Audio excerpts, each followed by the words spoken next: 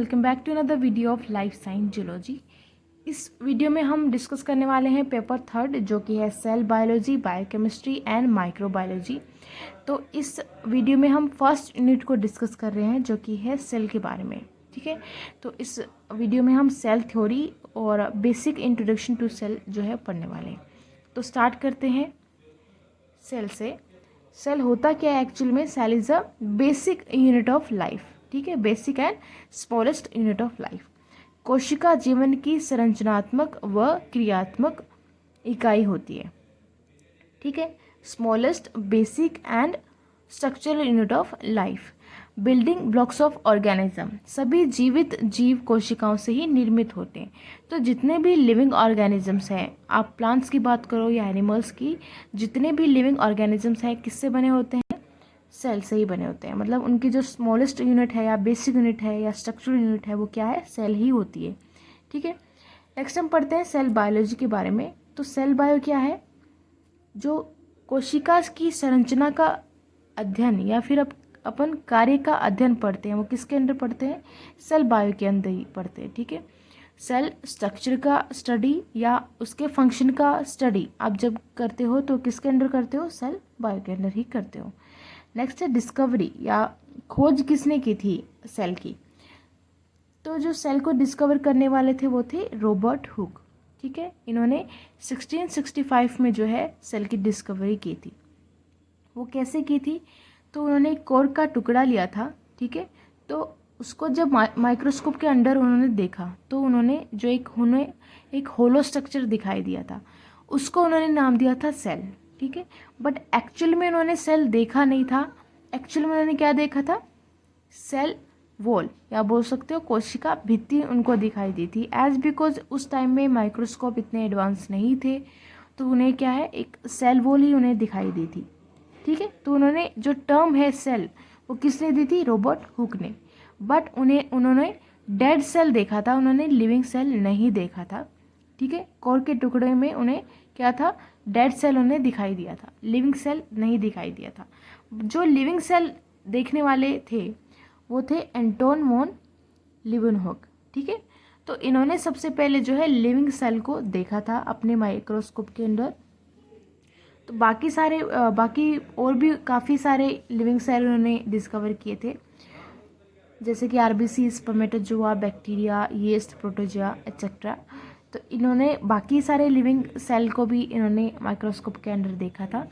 तो सबसे पहले सेल जो डिस्कवर किया था वो एक्चुअली में किया था रॉबर्ट हुक ने, बट लिविंग सेल जो सबसे पहले देखा था वो देखा था एंटोन वॉन लीवनहुक ने। ठीक है, क्लियर? नेक्स्ट है सेल थ्योरी। ठीक है, तो जो सेल थ्योरी है उसकी नींव रखने वाले थे ड्यूट्रोचैट। ठीक है, ड्यूट्रोचैट ने सबसे पहले सेल थ्योरी की नींव रखी थी। इन्होंने क्या किया था? इन्होंने मिमोसा पादप की कोशिकाओं को पृथक किया था, यानी सेपरेट किया था। वो कैसे? इन्होंने मिमोसा को नाइट्रिक एसिड में बॉईल किया था, जिससे क्या था कि उसके जो सेल थे वो सेपरेट हो गए।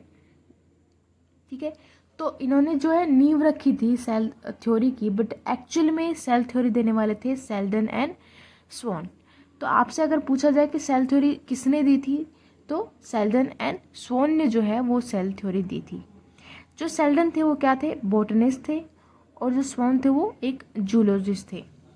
तो जो सेल थ्योरी है, ठीक है, उसमें हम प्लांट्स व एनिमल जो है सेल थ्योरी दोनों पे ही लागू होती है, प्लांट और एनिमल, एज बिकॉज जो भी लिविंग ऑर्गेनिज्म है उस पर जो है सेल थ्योरी लागू होती है। ठीक है, अब सेल थ्योरी में हम क्या पढ़ते हैं, क्या क्या क्या चीज़ें इंक्लूड हुई हैं सेल थ्योरी में, वो हम डिस्कस करने वाले हैं। तो फर्स्ट है all living organisms are composed of cell. मतलब जितने भी लिविंग ऑर्गेनिजम्स हैं, आप प्लांट्स की बात करो या एनिमल्स की बात करो, तो जितने भी लिविंग ऑर्गेनिजम्स हैं वो किससे बने हैं? वो सेल से बने हैं, या आप बोल सकते हो उनकी जो सबसे स्मॉलेस्ट यूनिट है या बेसिक यूनिट है, स्ट्रक्चरल यूनिट है, वो क्या है? सेल है। सभी जीव कोशिकाओं से ही निर्मित हैं। नेक्स्ट है cell is structural, functional and genetic unit of life. ठीक है, कोशिका जीवन की संरचनात्मक, क्रियात्मक व अनुवांशिक इकाई होती है। ठीक है, स्ट्रक्चरल हमने पढ़ लिया था, फंक्शनल हमने पढ़ लिया था, अनुवांशिक मतलब है है सेल के अंदर क्या है, न्यूक्लियस है, ठीक है, और न्यूक्लियस के अंदर आपका जेनेटिक मटेरियल आप बोल सकते हो डीएनए है। तो आनुवंशिक इकाई भी होता है सेल, ठीक है। नेक्स्ट है all cell are equal in chemical composition and metabolism.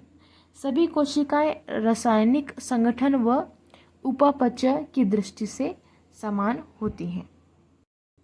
तो यहाँ आप किसी भी सेल का मेटाबॉलिज्म देखो या फिर उसके अंदर का केमिकल कंपोजिशन देखो, सभी सेल लगभग क्या होते हैं, समान ही होते हैं, ठीक है। नेक्स्ट पॉइंट है जो काफ़ी इम्पोर्टेंट भी है और जो सेल्डन और स्वर्ण ने नहीं दिया था, ये बाद में इंक्लूड हुआ था सेल थ्योरी में, ठीक है। तो जो नेक्स्ट पॉइंट है वो है हर एक नई कोशिका की उत्पत्ति पूर्व उपस्थित कोशिका से होती है, ठीक है। यानी each new cell arises from pre existing cells, ठीक है। तो जो नए सेल की जो उत्पत्ति है वो कैसे होती है, पुराने सेल से ही नया सेल जो है वो बनता है। तो ये जो सेंटेंस देने वाले थे वो थे रुडोल्फ वर्चू। पहले जो ये सेल थ्योरी में ये पॉइंट इंक्लूड नहीं था, ठीक है। तो ये पॉइंट सेल्डन स्वर्ण ने नहीं दिया था, ये दिया था रुडोल्फ वर्चू ने। ये बाद में जो है इंक्लूड किया था सेल थ्योरी में। रुडोल्फ वर्चू ने जो स्टेटमेंट यूज़ किया था वो क्या था, ओमनिस सेलुला ई सेलुला, ठीक है। उन्होंने बोला था ओमनिस सेलुला ई सेलुला, ठीक है। उन्होंने ये स्टेटमेंट दिया था जिसका क्या मतलब था कि हर एक नई कोशिका की उत्पत्ति पूर्व उपस्थित कोशिका से होती है, ठीक है। Each new cell arises from pre existing cell. तो ये पॉइंट जो है काफ़ी इंपॉर्टेंट है और ये बाद में जो है इंक्लूड किया गया था सेल थ्योरी में, ठीक है। सेल्डन स्वर्ण ने ये जो पॉइंट है वो नहीं दिया था, ठीक है। नेक्स्ट है कोशिका कंटिन्यूटी ऑफ लाइफ के लिए बहुत ज़्यादा ज़रूरी होती है। एज बिकॉज जो सेल होता है, सेल के अंदर ही सारे के सारे कंपोनेंट आपके प्रेजेंट होते हैं। सेल के अंदर न्यूक्लियस है, न्यूक्लियस के अंदर क्रोमोसोम जेनेटिक मटेरियल हमारा जो है न्यूक्लियस के अंदर ही होता है।